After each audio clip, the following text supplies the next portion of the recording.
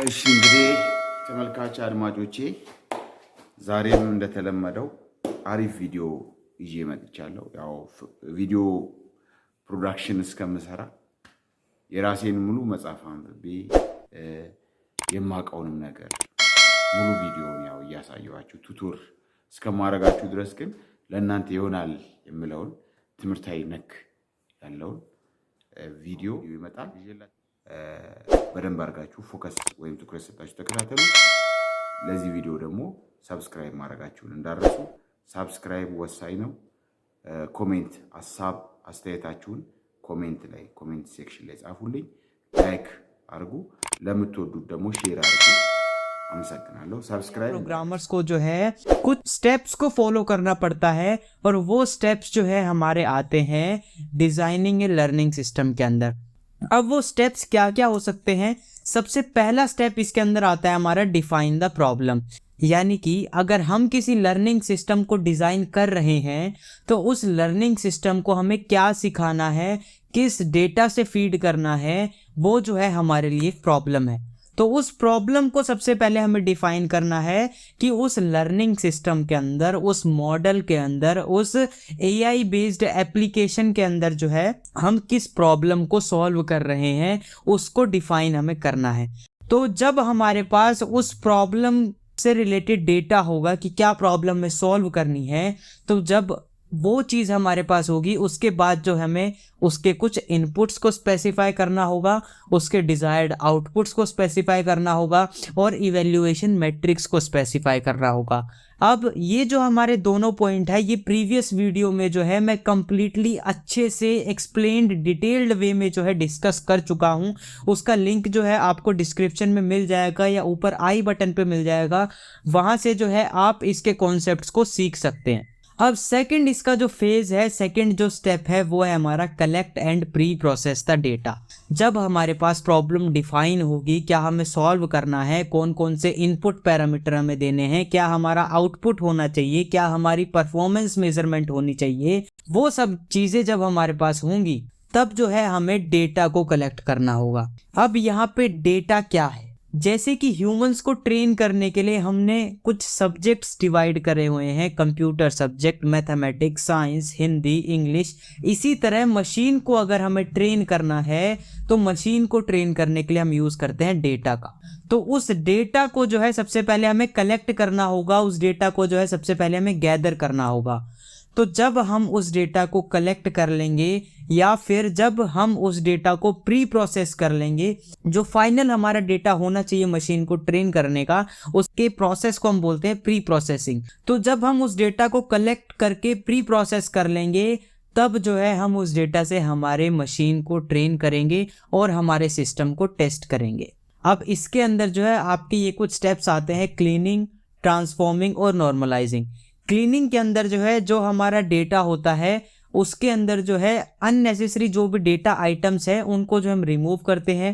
Transforming के अंदर जो है हम डेटा को नेसेसरी एक्सटेंशन में या फिर नेसेसरी फाइल फॉर्मेट में जो है ट्रांसफॉर्म करते हैं, कन्वर्ट करते हैं। एंड थर्ड आता है इसके अंदर हमारा नॉर्मलाइजिंग द डेटा। अब डेटा को नॉर्मलाइज करने का मीनिंग है कि उसके अंदर से हमें रिडंडेंसी को हटाना है। रिडंडेंसी का यहाँ पे मीनिंग है जो भी डुप्लीकेट आइटम्स है उन सभी को हटाना है। थर्ड इसके अंदर जो हमारा फेज आता है वो आता है हमारा चूज एन एल्गोरिदम। अब जब हमारे पास डेटा होगा जिससे हम मशीन को ट्रेन कर सकते हैं, तो ट्रेन करने के लिए मशीन को हमारे पास मशीन लर्निंग की कुछ एल्गोरिदम्स होती हैं। अब मशीन लर्निंग की एल्गोरिदम जो है ये बेसिकली आपका एक इंटरफेस होती है बिटवीन ह्यूमन एंड मशीन।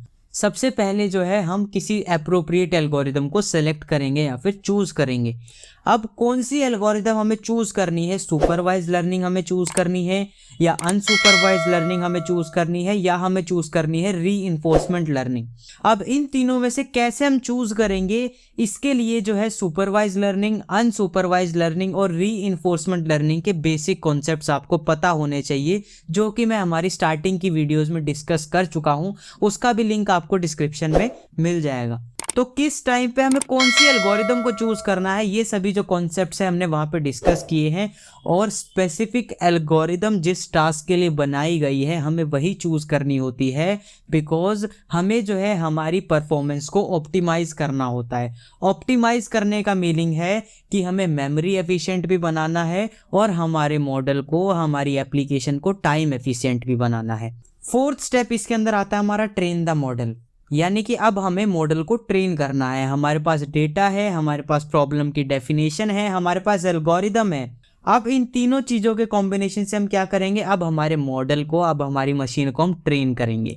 अब जब ये ट्रेनिंग डेटा पे हम हमारे मॉडल को ट्रेन करेंगे तो इसके अंदर कौन कौन से प्रोसीजर आते हैं। इसके अंदर प्रोसीजर आता है हमारा, जो भी हमारा ट्रेनिंग डेटा है उसको जो है हम एल्गोरिदम पे रन करेंगे। अब वो एल्गोरिदम क्या करेगी, उस ट्रेनिंग डेटा पे से जो है अपने आप को ट्रेन करेगी और उसके अंदर से क्या निकालेगी, उसके अंदर से वो पैटर्न्स को एक्सट्रैक्ट आउट करेगी। जब हमारा मॉडल ट्रेन हो जाएगा तब जो है हमें क्या करना होगा, उस मॉडल के कुछ पैरामीटर्स को एडजस्ट करना होगा बेस्ड ऑन द फीडबैक।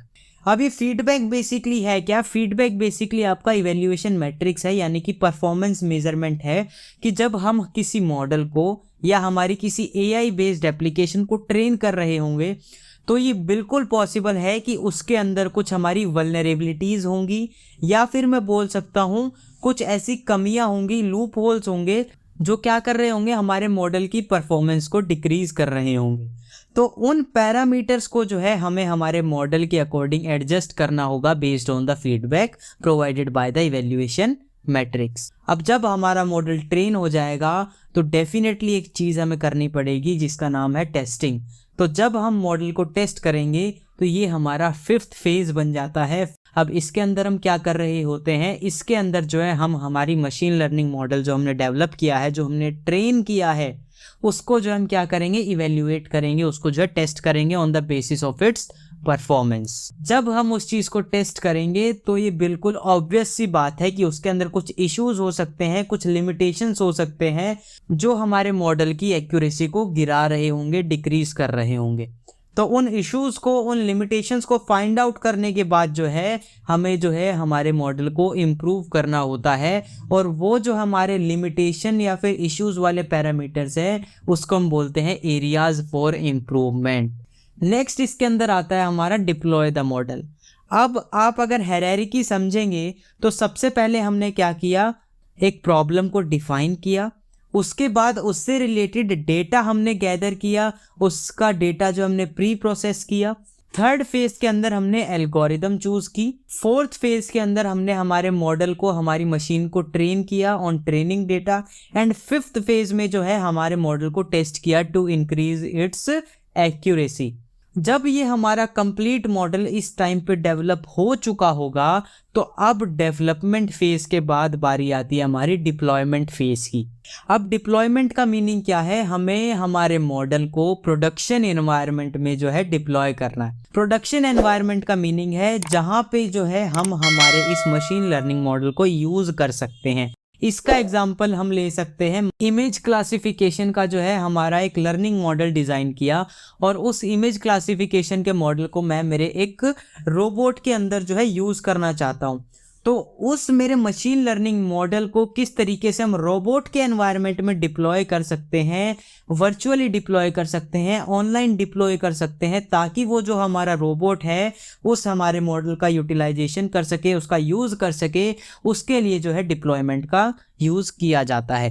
अब डिप्लॉयमेंट फेज के अंदर जो है दो प्रोसेस होते हैं, या तो आप किसी नई एप्लीकेशन के अंदर अपना मॉडल डिप्लॉय कर रहे हैं, डेवलप कर रहे हैं, या फिर किसी एग्जिस्टिंग सिस्टम के अंदर जो है आप अपने मॉडल को इंटीग्रेट कर रहे हैं या फिर ऐड ऑन कर रहे हैं। तो ये दो हमारे नेसेसरी स्टेप्स होते हैं जब हम किसी मॉडल को डिप्लॉय करते हैं, चाहे वो हम ऑनलाइन डिप्लॉय करें, चाहे हम फिजिकली डिप्लॉय करें। तो ये जो है हमारे 6 फेजेस थे, 6 स्टेप्स थे to designing a learning system.